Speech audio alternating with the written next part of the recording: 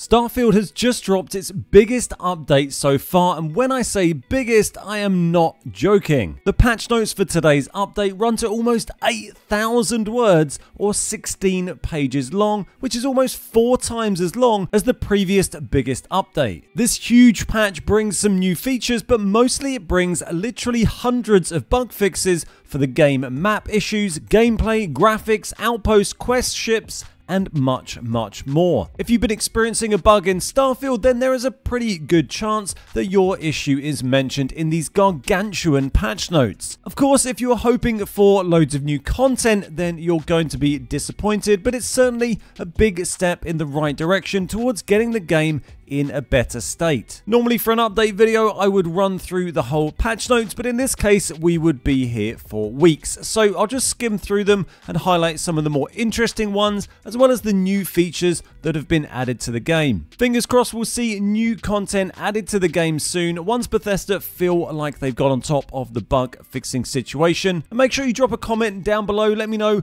what you would most like to see added, changed, or fixed in Starfield, and what is most of interest to you in this massive list of bug fixes. So this update is now live on all platforms, and in the list of features we have added, we have changes to photo mode. They've now added the ability to set expressions and poses on player and companions in photo mode. The scanner will now allow you to open doors and harvest when you have the scanner opened. When you set course on an inactive quest, it will now set that as the active quest. They've also added support for adjusting the FOV when using third-person ship view. They've added an anisotropic filtering quality slider for PC only. They've removed the digipic cost for using undo during the security minigame, which is great because that always seemed pointless and kind of annoying. Added an autosave when fast traveling from a planet's surface to orbit, which is great, and updated this ship UI to perform more smoothly at higher frame rates. Doesn't mention platform there, so presumably we should see that benefit on all platforms. Not a huge list of features, but the list of bug fixes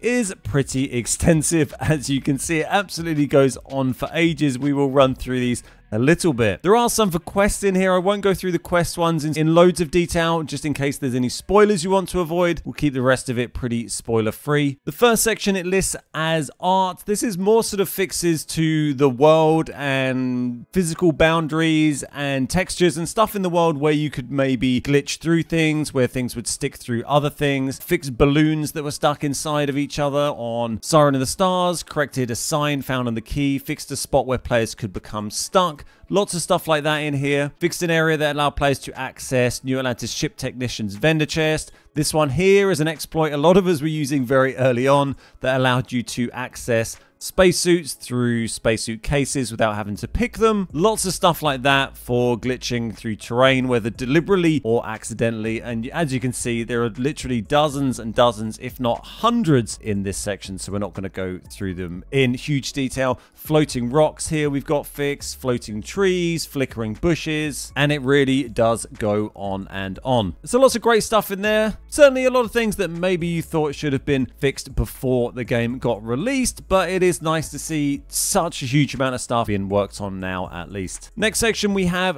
gameplay. This is maybe slightly more interesting stuff. We've got stuff to do with ship power allocations, decreasing unintentionally relating to crew member bonuses. There's a lot of stuff to do with sort of gameplay mechanics in here, so it might be worth re-researching some of these things like crew member bonuses where they've not been working quite how we expected. Address to damage where EM damage wasn't applied as intended to robots. We've got issues in here to do with stealth. Mini-bots should no longer appear to influence the stealth meter, or the snitch bots, as I saw someone on Twitter call them. Son of Space failing to deal critical damage. And there's also quite a lot in this gameplay list to do with skills. Missile Weapon Systems 4 here, not recharging as it should. Rank 4 concealment not working properly here. Lots of stuff to do with skills. Contraband also is now removed when rejecting a previously accepted smuggling mission, so you won't keep that contraband anymore. And also stuff to do with NPCs being in the wrong place, NPCs sitting in the same chair, dead NPCs standing up and sitting in chairs, recoil not being consistent on the Kodama, and just tons and tons of stuff in there. Next up, section on graphics. This is pretty self-explanatory. There's some more general stuff in there. We've got improved lighting on particles at night when using the flashlight, and it mentions specifically for PC medium, high and ultra,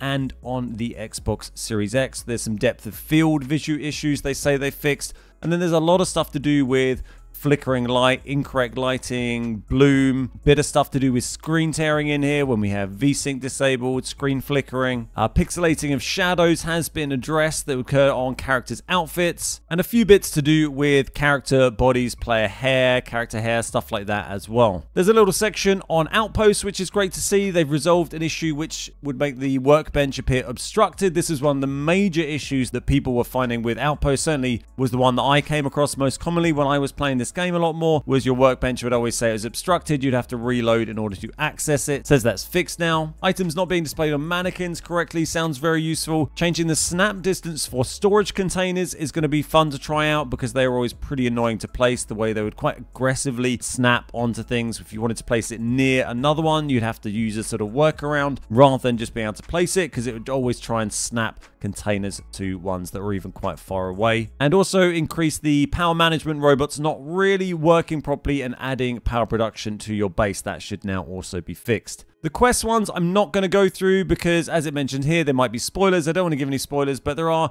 just loads of quest ones here, and they're all listed by the quest name in alphabetical order. So if there is a quest that you're having an issue with or had an issue with, go and have a look through that. They're in alphabetical order. I'll put a link to these patch notes in the video description, and you can go and see if your issue has been fixed. There's a few things to do with saving here, various issues when loading saves, and there's a few more specific ones to do with corrupted save files on Steam, particularly issues where loading and saving games could stop the player from interacting with certain things, and other saving issues that it says have been fixed. A lot of people had been reporting issues to do with saving and auto-saving, so hopefully this will go some way to resolving some of those problems. Down in the ship section, we've got an issue where New Atlantis would appear to follow the player's ship. I remember seeing this on Reddit. Literally the whole city of New Atlantis would fly behind the player's ship. That's now, some may say sadly, been fixed. Floating items aboard ships, address clutter blocking pathways and ladders. If they could address issues with my crew blocking pathways and ladders, that would also be fantastic. A few issues on text and localization, and then UI also has some quite interesting stuff in it. This is almost more sort of feature changes and gameplay, really, in my eyes. The ability to invert X-axis on a controller if you're crazy and use that. Holding RB or Alt on the star map will now show the names of all star systems. Really nice change. The star map's very hard to read, so you can now do that. You can see the names of everything at the same time, and it's a lot easier to use. Fixed an issue, could show the wrong ship appearing on a landing pad after editing ships. I've definitely seen that. On keyboard, you can now control power allocation by using left Alt and then numbers 2, 4, 6, and 8, which is a nice little change. And then a bunch of the other ones here are more sort of fixes. You can see fixing stuff to do with binding controls, with displays, and all kind of UI